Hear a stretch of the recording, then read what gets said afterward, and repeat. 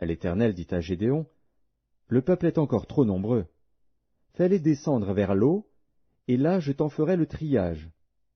Celui dont je te dirai, que celui-ci aille avec toi, ira avec toi.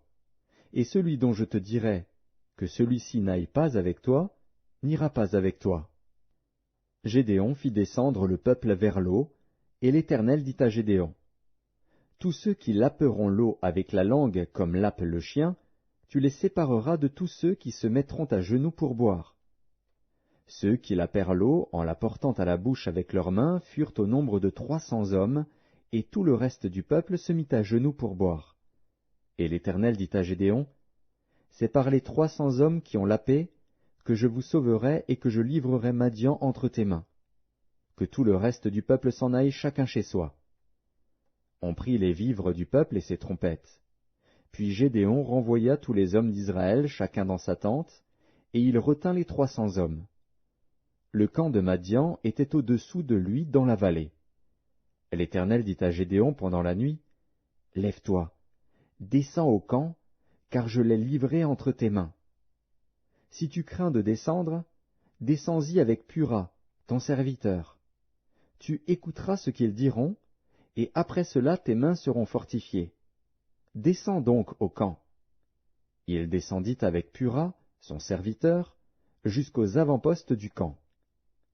Madian, Amalek et tous les fils de l'Orient étaient répandus dans la vallée comme une multitude de sauterelles, et leurs chameaux étaient innombrables comme le sable qui est sur le bord de la mer. Gédéon arriva, et voici, un homme racontait à son camarade un songe.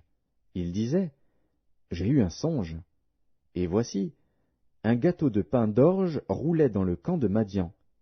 Il est venu heurter jusqu'à la tente, et elle est tombée.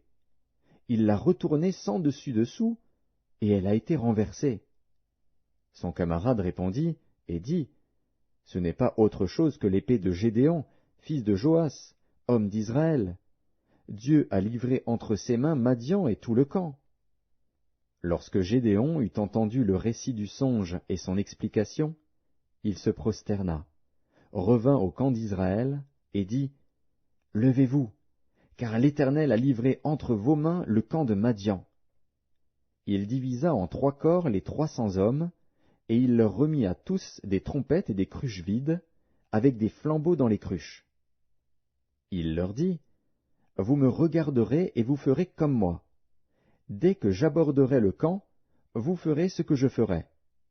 Et quand je sonnerai de la trompette, moi et tous ceux qui seront avec moi, vous sonnerez aussi de la trompette tout autour du camp, et vous direz, « Pour l'Éternel et pour Gédéon. » Gédéon et les 100 hommes qui étaient avec lui arrivèrent aux abords du camp au commencement de la